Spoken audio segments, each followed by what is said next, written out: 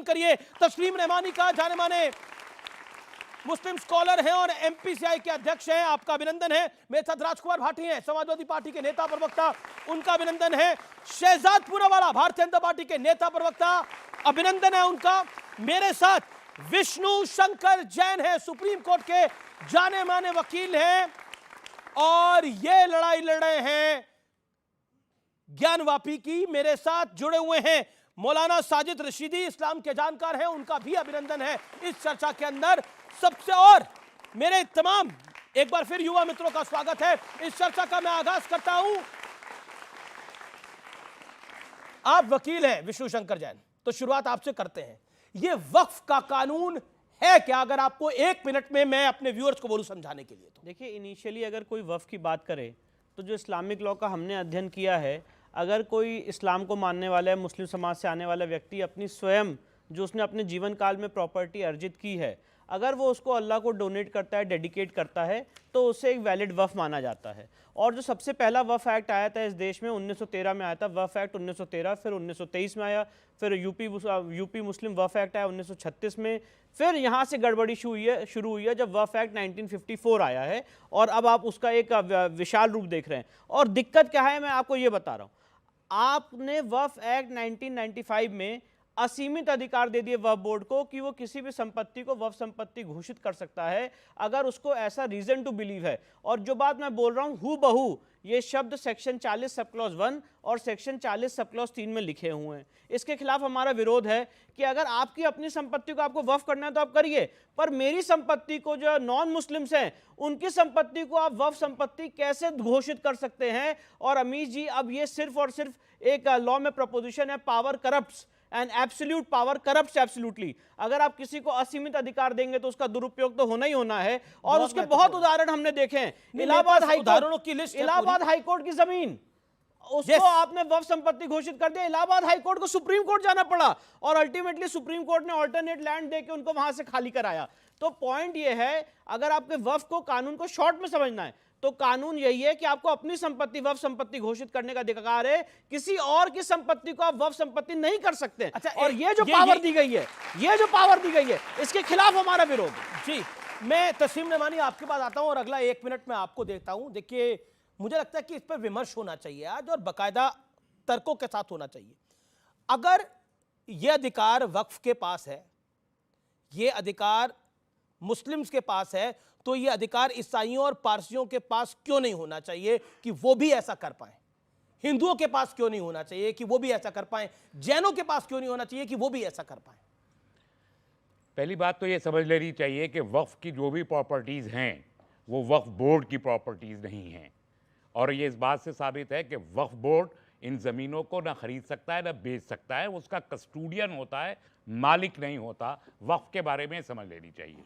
दूसरी बात ये समझ लेनी चाहिए, जो विष्णु ने भी कहा, कि जो मुसलमान अपनी ख्वाहिश के मुताबिक अपनी मर्ज़ी से अपनी कमाई हुई ज़मीन को अल्लाह के रास्ते में किसी खैर के काम में, अस्पताल के लिए, बेवा के लिए, यतीम के लिए देना चाहता है, वो उसे अल्लाह के लिए वक्फ करता है, किसी इंडिविजुअल को नहीं करता।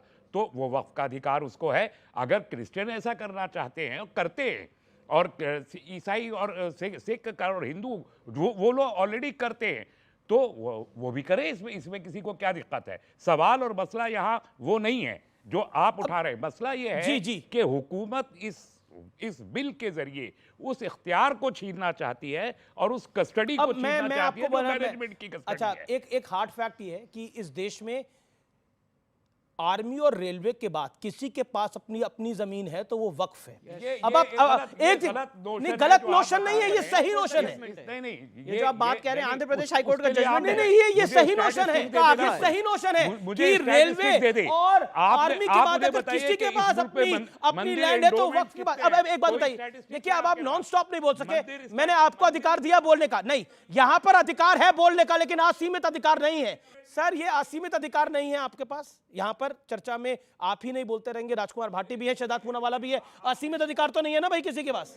एक सेकंड, इनका भी अधिकार है बोलने का। कितने लोग बोलना चाहते हैं यहां पर? ये भी देश के अवाम है, इनको भी अधिकार है बोलने का, ये भी अपनी बात को रखेंगे। आज आप सब मेहमान है मेरे, आप इस चर्चा में बोलेंगे और मैं ये वादा करता हूं ये लोग बोलेंगे।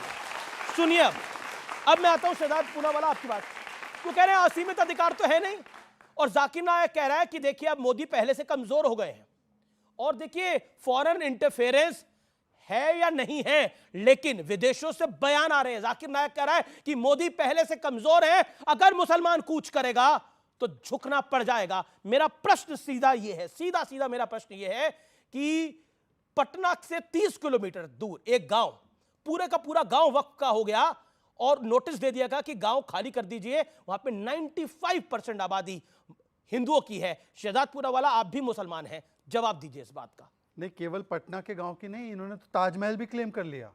छत्तीसगढ़ में तहसील की ऑफिस, सूरत में म्युनिसिपल हेडक्वार्टर, और यहाँ तक कि एक तमिलनाडु में 1500 साल पुराना गांव। कुरान पाक नाजिल हुआ प्रॉफिट मोहम्मद सल्लल्लाहु अलैहि वसल्लम पर 1400 साल पहले, वक्फ उसके बाद आया, गांव क्लेम किया 1500 साल पुराना। बताइए क्या चल रहा है? ये वक्फ में संशोधन लाने की बात पहले सबसे की किसने? सच्चर कमेटी रिपोर्ट, मुसलमानों ने उसकी पैरवी की। JPC 9th report Rahman Khan की अध्यक्षता में बनी, मुसलमान जैसे आगा खानी, दरगाह के लोग, जो बोरा समाज के लोग, महिलाएं। और क्या है वक्फ के अमेंडमेंट? वक्फ के अमेंडमेंट प्रो गुड गवर्नेंस है, प्रो ट्रांसपेरेंसी है, प्रो गरीब है कि गरीबों को, यतीमों को, बेवाओं को उसका अधिकार मिले। वक्फ की पता है जमीन कितनी है? 9 लाख एकड़। 9 लाख एकड़ को मैं आपको साइज में बताता हूँ।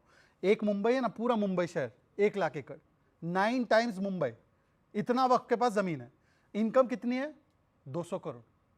सच्चर कमेटी ने बोला मिनिमम 12,000 करोड़ आनी चाहिए। अच्छा, ये 12,000 करोड़ इनकम आएगी तो किसके पास जाएगी? ये कोई सरकार के पास तो जाएगी नहीं, टेम्पल ट्रस्ट तो है नहीं, ये जाएगी तो मुसलमानों के बेनिफिट के लिए। तो ये मुसलमानों के बेनिफिट के लिए है। और जो मुसलमानों ने, अमीर मुसलमान, जो पॉलिटिशियंस के साथ जुड़े हुए मुसलमान, देखते होंगे ना, वो बड़े बड़ी गाड़ियों में आते हैं, फॉर्च्यूनर में आते हैं, बड़े बड़े नेताओं के साथ घूमते उठते बैठते, उनकी इफ्तार पार्टी में टोपी लगा के नेता जाते हैं, उनके साथ बैठकर वो लोग ये लैंड हथियाना चाहते हैं और ऑडी पौने दामों में बेचना चाहते हैं। इसीलिए वो इस संशोधन के खिलाफ है। पर मैं आखिरी बात छोड़ना चाहता हूं, बाकी सब छोड़ दो, दिल्ली की घटना बताता हूं। डीडीए की जमीन 2016-17 में आम आदमी पार्टी की सरकार बोलती है हम फ्लाईओवर बनाना चाहते हैं, रानी लक्ष्मीबाई का स्टैच्यू हम हटाना चाहते हैं, उसको प्लेस करना है कहीं और। एमसीडी और डीडीए बोलती है हमारी एक पार्क है उसमें लगा देते, सब लोग बोलते हैं ओके जी ग्रेट। वक्फ बोर्ड आते हैं, कहता है ये पार्क हमारा है, रानी लक्ष्मीबाई की स्टैच्यू नहीं लगेगी। और रानी लक्ष्मीबाई के स्टैच्यू से भी इनको प्रॉब्लम हो चुकी है। बताइए रानी लक्ष्मीबाई के स्टैच्यू से क्या समस्या हो सकती है? सच्चर कमेटी रिपोर्ट ने पैरवी की थी कि नहीं वक्फ के अमेंडमेंट की? जी। जेपीसी 9th रिपोर्ट ने की थी कि नहीं की थी? जी, मैं और किससे पूछूंगा? बिल्कुल आपसे पूछ, आप ही से पूछो। आप पूरे देश से भी पूछ सकते हैं, आपसे पूछो। स्पेशली देश से क्या? आप ही से पूछो। आप कन्विंस हो जाए। ज्यादा प्रेम है, यहाँ लेकिन पर मैं बता वक्फ के देता हूं, वकील आप है ना? 12,000। वक्फ के वकील आप है ना? यहाँ पर मैं वकील नहीं हूँ, वकालत कर रहे हैं ना विष्णु जैन है, हालांकि इनका कोई उस पे स्टेक नहीं है, लेकिन मैं वकील नहीं हूँ। नहीं, वो बेनिफिशियरी है। मैं वकील नहीं हूँ।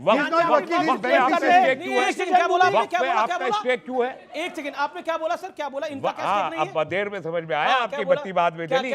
मैं कह रहा हूँ वक्फ बोर्ड, मुसलमानों ने अपनी जमीनें वक्फ की हैं अल्लाह के कॉज के लिए, गरीबों के लिए, चैरिटी के लिए। बाकी किसी का स्टेक क्या है?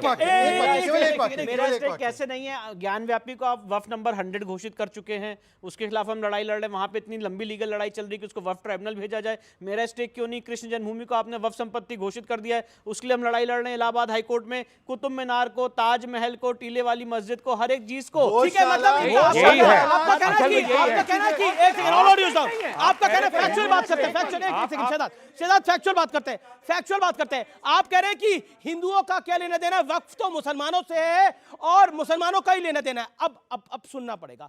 अब तिरुचिरापल्ली में जो मैं बात बता रहा हूं तमिलनाडु की, वहां पर पूरे गांव पर 2022 में दावा ठोक दिया गया। वहां पर 1500 साल पुराना मंदिर है, उस पे वक्फ ने दावा ठोक दिया। तो क्यों हिंदुओं का अधिकार नहीं है अपना मंदिर बचाने का? कमाल की बात कर रहे हैं आप।